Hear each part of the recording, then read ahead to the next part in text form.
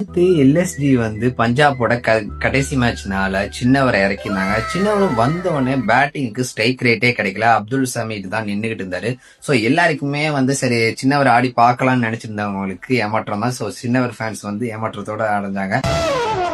என்ன அம்புட்டு பண்ண கிருன்னு இருக்காங்க, நம்மகிட்ட பெருசா எதிர்பார்க்கறாங்களோ.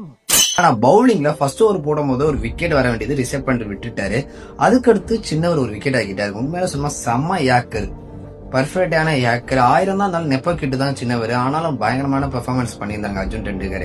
நேத்து மேட்ச் முடிஞ்சிட்டு போன பிறகு சச்சின் டெண்டுல்கர் வந்து அர்ஜுன் டெண்டுல்கருக்கு ட்வீட் போட்டிருக்காரு. ஏன்னா ஸ்கில்ஸ் எவ்வளவு முக்கியமா, அதுக்கு பேஷன்ஸ் ரொம்ப முக்கியம்னு சொல்லி சச்சின் டெண்டுல்கர் ட்வீட் பண்ணியிருந்தாரு. உண்மையில சொன்னா அர்ஜுன் டெண்டுல்கர் வந்து ஒரு 6 இயர்ஸா ஐபிஎல் சர்வேல ஆயிட்டு இருந்தாரு. லாஸ்ட் 3 இயர்ஸா தான் ஒரு ஓவர்லாம் போட்டு நம்ம பார்த்திருந்தோம்.